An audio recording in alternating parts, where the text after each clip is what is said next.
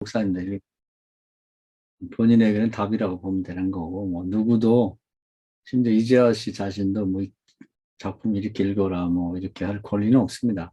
그 사람이 남이 이렇게 썼다, 이렇게 읽는다, 이렇게 말해도 그 작품에 대한 자기의 견해 하나에 불과하지, 그 작품 자체에 대한 정답은 아니죠. 그 저는 어떻게 읽었냐면은, 진정한 인생 또는 진정한 예술이란 뭐냐 하는 것을 이 작품을 통해 보여준다고 생각을 해요. 그래서 이제 유자를 둘러싸고 있는 모든 사람들은 평범한 사람들인데, 평범한 사람들은 유자를 하나의 소재를 삼아서 좀 철학적으로 말하면 그 칼막스 얘기한 대로 이제 대상적 존재력, 뭔가 자기를 투사해서 자기식의 어떤 사람을 만들려고 하는 성향이 강한 거죠. 일반적인 모든 사람들은.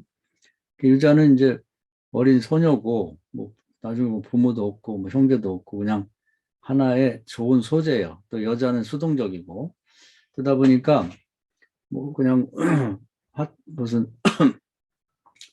백지나 똑같은 상태고, 아무것도 형성되지 않은 진흙 것 같은 소재가 되는 거죠. 그래서 이제 이 아이를, 이 사람을 만나는 모든 사람들은 이 사람을 자기의 생각을 투사해서 자기식의 사람으로 만들고 싶어 하는 거예요. 세상이 다 그런 식인 것 같아요. 아버지는 자기는 가난한 화가고, 뭐, 얘가, 애기, 엄마도 없고, 형제도 없으니까, 얘를 뭐, 세상에서 이렇게 번듯한 아이로 키울 자신이 없고, 얘도 그렇게 살려고 하면 안 될 것 같고, 그러니까, 초등학교도 졸업 안 시키고, 그냥, 어디 가서 뭘 해먹어도 살 수 있는, 뭐, 부엌대기 비슷하게, 뭐, 생선을 굽는다든지, 뭐, 물 깃고 빨래한다든지, 이런 아이로 키우고 싶은 거예요. 그건 자기 생각이죠.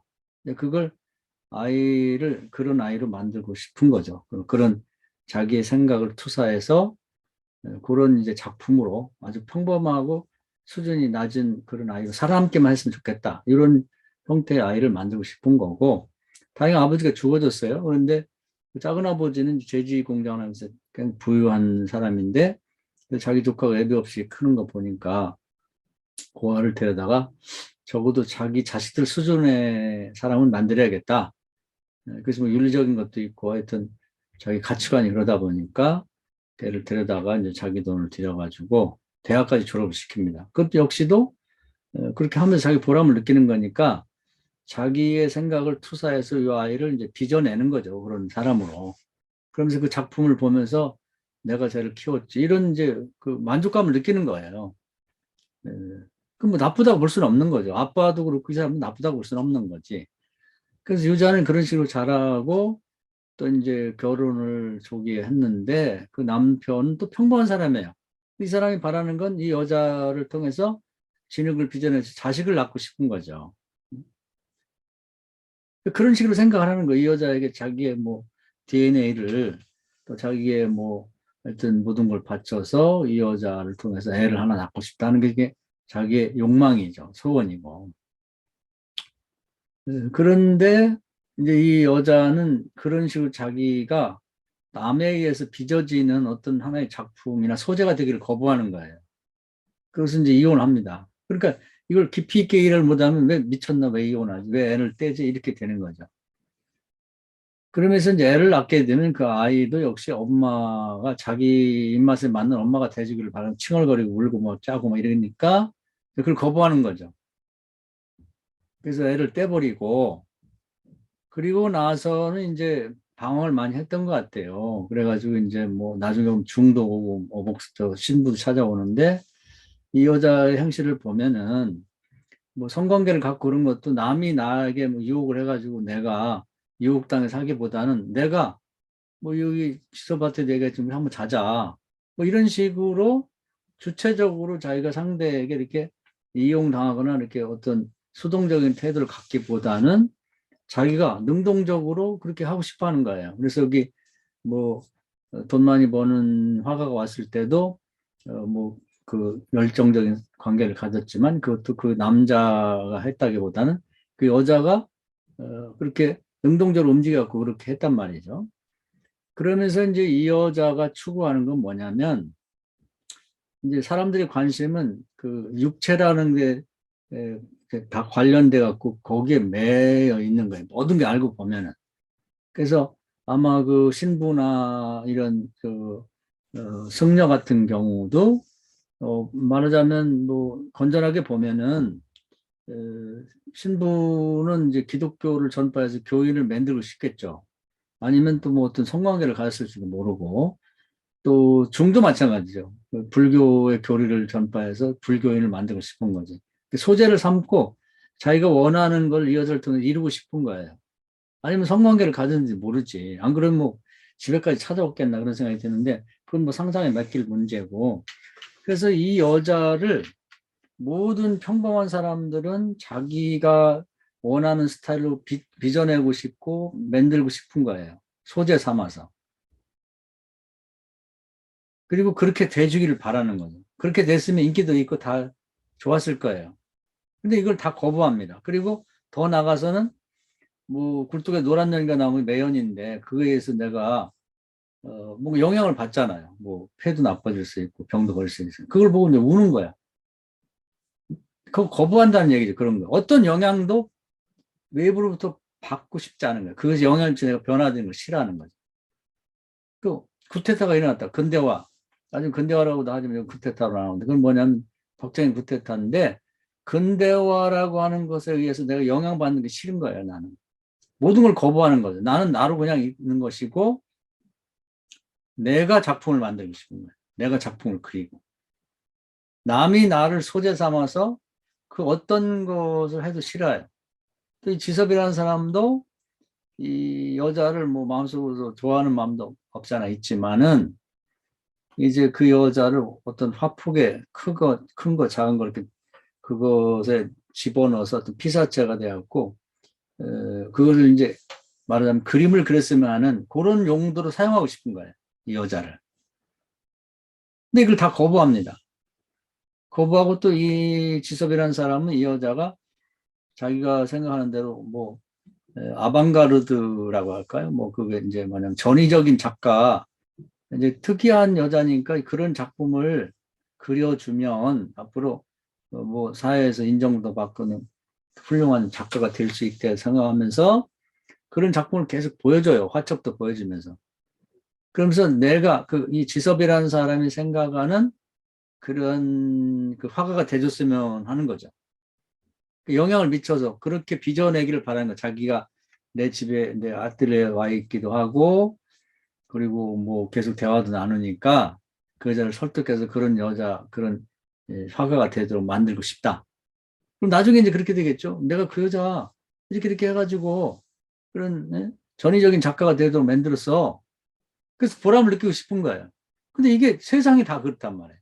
사람 개인도 그렇고 종교라는 것도 그렇고 아버지라는 것도 그렇고 큰 뭐 작은 아버지도 그렇고 나중에 보면 이제 그 사촌이죠. 이제 이 지섭이라는 사람한테 그 이 유자를 맡긴 사람이 뭐 이제 말하자면 뭐 엮여 있는데 그 유자의 남편과 동기이기도 하고 그리고 이제 이 지섭이라는 사람의 같은 형님 같은 학교 동기인데 아마 그 사람은 예비역 의사라면 이제 현역했던 것 같아요. 근데 그 사람 역시도 자기 중학교 때까지 이제 그림을 그리려다가 어떤 이유 때문에 포기했는데 그 자기가 이루지 못한 꿈을 유자가 이루어졌으면 그걸 바란다는 걸 아주 노골적으로 얘기를 합니다. 그 유자라고 하는 사람은 하나의 어떤 빚어졌으면 좋겠다고 하는 소재로 보는 거예요. 근데 이게 모든 사람이 그런 대상이 되는 겁니다. 결혼이라는 것도 그런 거고 교육이라는 것도 그런 거고 아버지 엄마라는 것도 그런 거고 선생이나 도움 줬던 사람도 그렇고 다 그런 거죠. 그래서 거기에 맞춰서 짜맞춰져서 빚어지고 그려지는 게 이제 인간의 삶이다. 예술도 다 그런 식으로 된다는 거.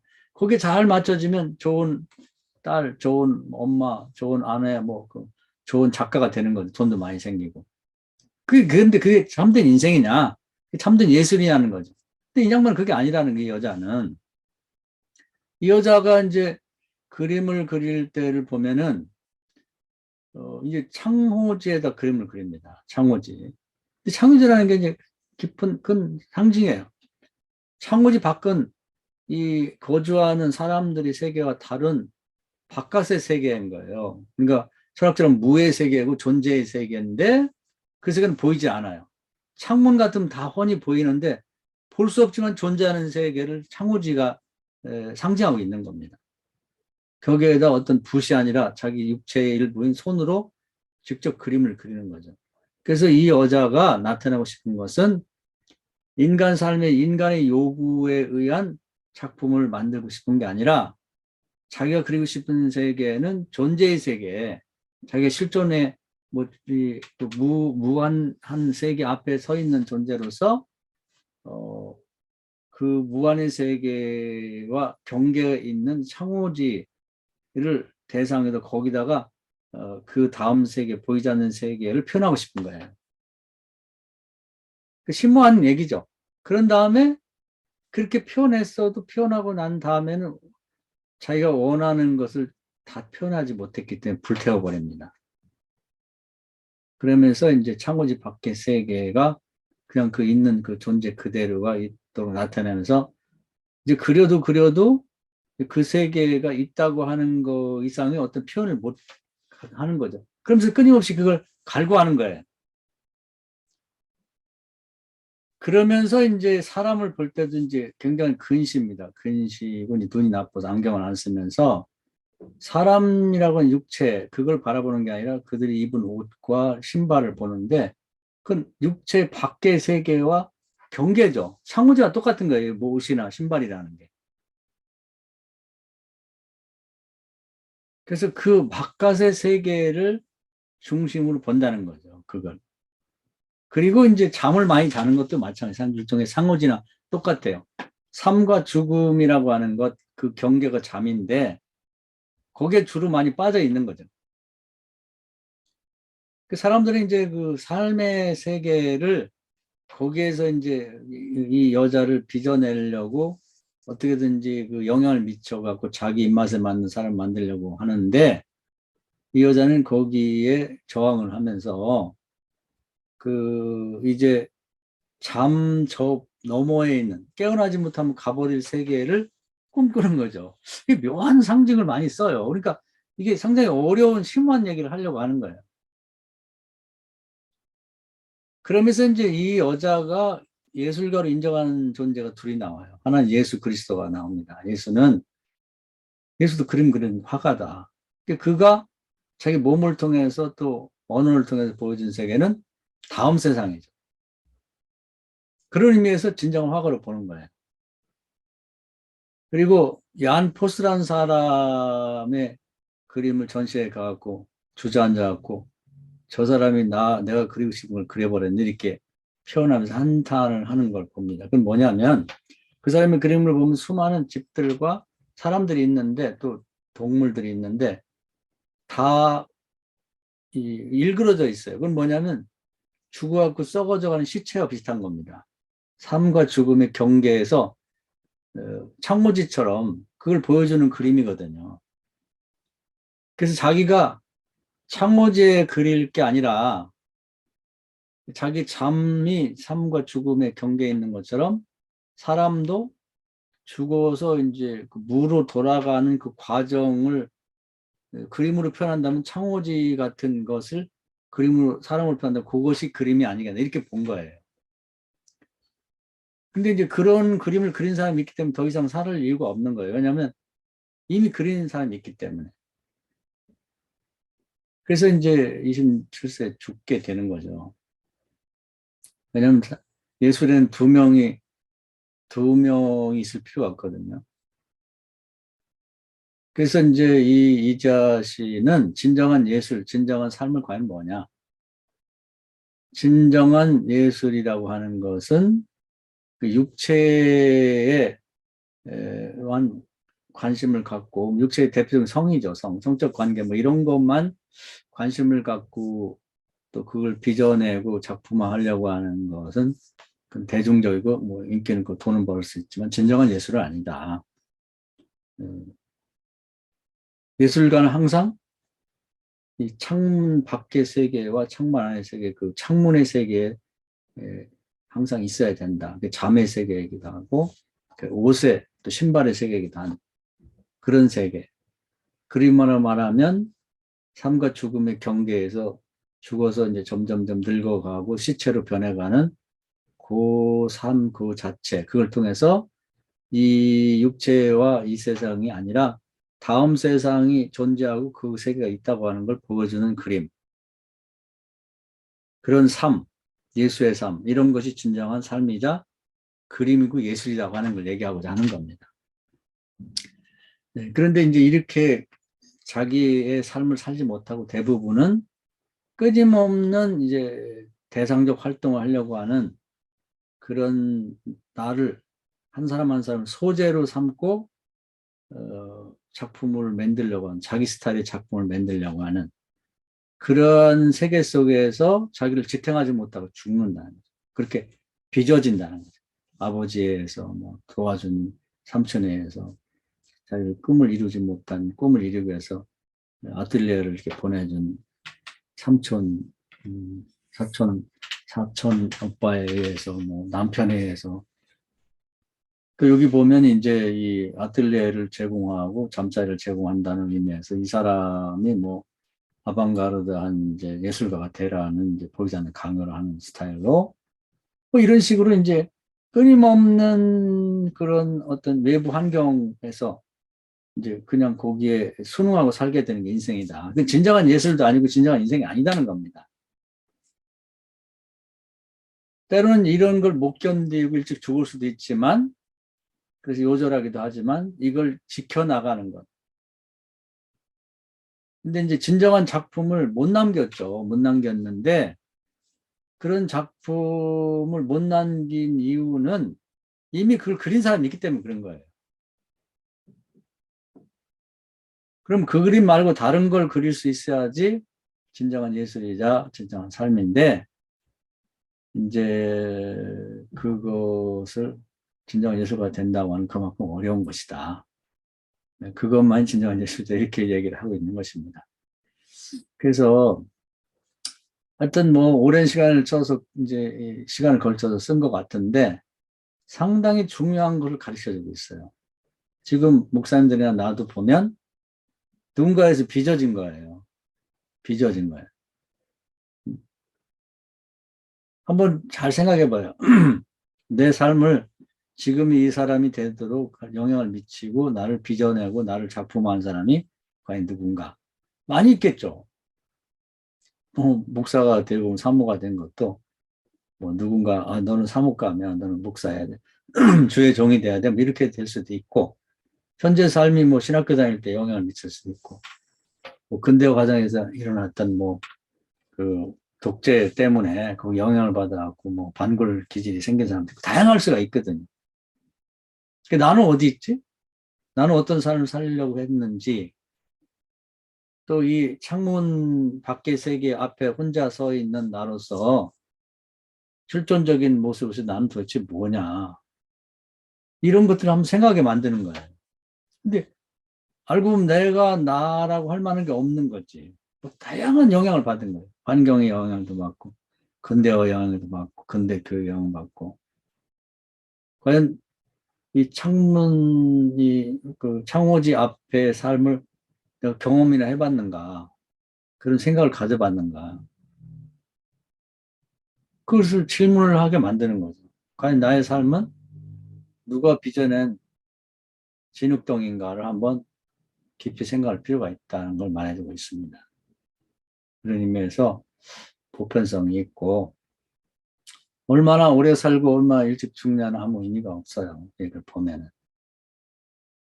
우리는 이제 그 경계에서 너무나 빨리 내 주변에 나보다 우월한 사람들, 그런 사람들이 요구에 부응하는 삶을 살아갖고, 너 착하다, 너 모범생이다, 너 정말 순진하다, 이런 얘기를 들으면서 그냥 거기에 순응하며 살아온 게 아닌가. 그런 의문을 갖게 만들어줘. 진정한 인생, 진정한 예술, 진정한 삶이란 무엇인가에 대해서 질문을 던지는 이제 좋은 작품이라 생각하고, 생각할 것을 많이 주는 그런 작품인 것 같아요. 몇 가지 말씀드릴게요. 박수.